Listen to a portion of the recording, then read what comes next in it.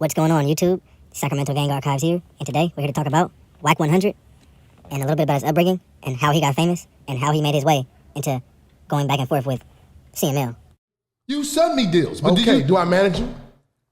fuck are you talking about? I eat what I kill. It's a little different though. It's a little different. Did you do Come it? on, listen, you suspect too, but I ain't gonna speak on Nigga, it. I ain't never suspect, nigga. You suspect like Suspect a of what, motherfucker. nigga? You was supposed to get 32, how you get out in 20? Nigga wasn't supposed to be. Now, WACK100 is the definition of a washed-up gangster, but let me explain that.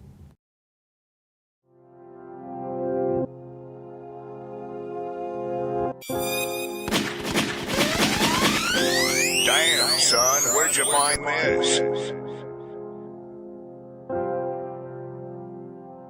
The car rolling for you, asking your name, and then they show you a gun and they start shooting at you. I could hear the bullets whistling, so I was like, he's trying to shoot me. So I remember I ducked. Everybody's trying to make it out. No one's really trying to stay here and shit. WACK100 was born back when Jesus was born, and he comes out of Pacoima, California, and that is a subdivision in Los Angeles. And his real name, in fact, is Cash Jones. Where the WACK100 came from, I honestly have no clue. But if you want my educated guess, it may be an LA thing because Mozzie's grandpa, Bosco 100, has 100 in his name like Wack, and Slim 400 has numbers in his name. So, hey, could be an LA thing. WACK100 is an old school, original Pacoima Project Piru, but it is in the San Fernando Valley area predominantly, and trust me, it is mostly Mexican and Spanish gang members / coons in that whole entire area. And this right here is a visual representation of their territory pretty much. And this right here shows how much that they are surrounded by Mexicans pretty much. But one thing about the Pacoima Pirus, they are one of the most reputable Piru gangs in the whole entire east of LA. And they are nothing but OGs from there, and they are super structured.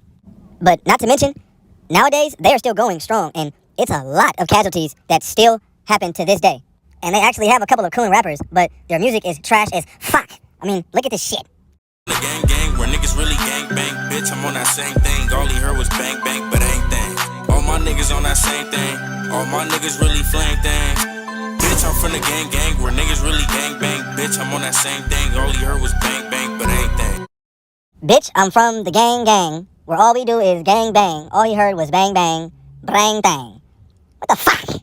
You know, it's the mental retardation for me, because how slow do you have to be to name your song Badang Thang? Now, Coon 100 didn't necessarily get to live a full life in the streets, because he got sentenced to a couple of years in the youth authority when he was around 14 or 15. It was in fact called Fred C. Nails Youth Correctional Facility, and it is actually closed down permanently now. And the crazy part about that situation is he got married in there, and this is actually on record. So when he got out to a wife, and he was only a teen, and I want to say he was about 17, almost 18.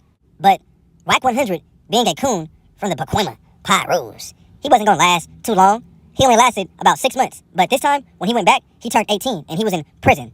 Well, at this point, back then, WACK100 was starting to turn into Lick, because he would come home on vacation and go right back. And that's exactly what he did again. But this time, it was a little bit different, because when he got out, he had seen how many years of his son's life that he was missing out on, and he gave his son a promise that he would never, ever go back. And that's when he began to start off his career as a manager. Well, WACK100 was pretty much unsuccessful for years. He was in the shadow of the games manager, and in fact, it wasn't until the games manager had ended up going to jail, and then that's when WACK100 came out the cuts and did what he was supposed to do and took game under his wing. And that's what got his foot in the door, but what really blew him up is he is one of the main people who squashed the beef between him and 50 Cent. Definitely. To take you guys back, I don't know if you guys remember the white rapper named Stitches that had the tattoos all over his face, and he got the fuck beat out of him. That was WACK100's artist.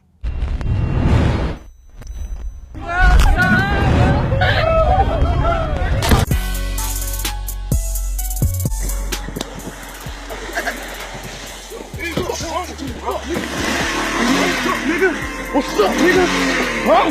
What's up? What's up, nigga? What's up with you, dog? You wanna get a nigga robbed? You wanna get me robbed, nigga? You wanna get me robbed? Shit, you wanna get me robbed, nigga? Yeah?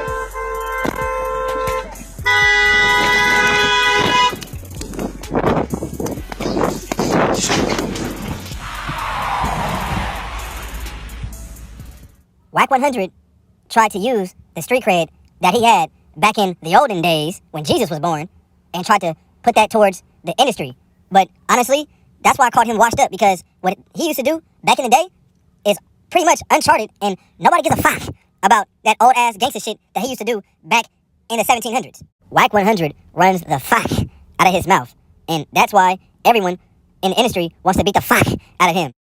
In fact, WACK100 said some of the most idiotic shit you can say right after Nipsey Hussle died, and it just was too soon, and it did not sit well at all. And in fact, Nipsey Hussle's bodyguard, I think his name is J-Rock, seen WACK100 after he said that stupid shit and socked the fuck out of him, and then he ran off. So what I'm saying is you got a man who died with 1 million followers and no radio hit and no fucking platinum plaques. But because everybody started talking like it was a goddamn Popeye's chicken sandwich, everybody jumped on the bandwagon. Right. And now he done went 10, 20 times platinum. The radio is spinning. Look at Blueface's reaction. And by the way, Blueface is a Crip, and he knows this clip is about to go viral, and he wants no part in this, and he wants to let it be known that he is not agreeing with WACK at all. This song, come on, bro. How long did they spin his song? Right. All day, every hour. Nipsey had like 2, 3 songs I felt should have went. Last time I checked, like it was great records. Right. Bullets ain't got no name. Great records. Yeah. Why in the and this rumor about him being independent, that's some bullshit. Like motherfuckers, look, it's motherfuckers idiots. If you scroll down to the iTunes, it says Atlantic Records. Right. I'm gonna sit here. So now he has a machine behind him. So where was all these fans, like Blueface? He got platinum plaques. Hold on, no. You know why he got platinum plaques? Because his fans followed him. They supported him. They streamed, they download, things of that nature. Nipsey's never been on a fucking world tour. Why? He did not die an A-list artist. And might I add, Nipsey Hussle's bodyguard isn't just some fucking huge gorilla back motherfucker he seen on Craigslist. That was his childhood friend, and he is a coon, a Crip coon. And he beat the fuck out of WACK100.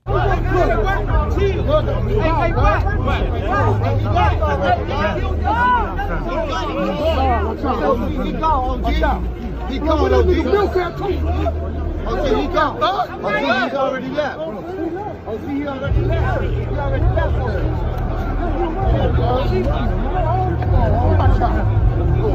Somebody give this man an Oscar, because I'm pretty sure he is gassed out with no end.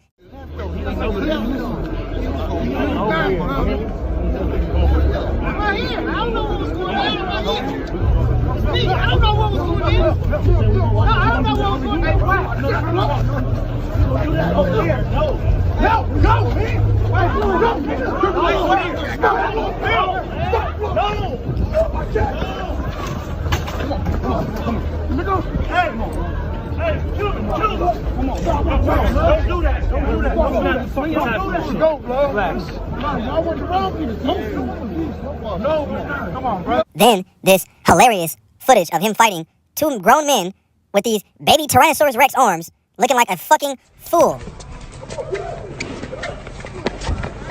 Oh, dropped him. Woo! Get out! Oh! Get out! Get out!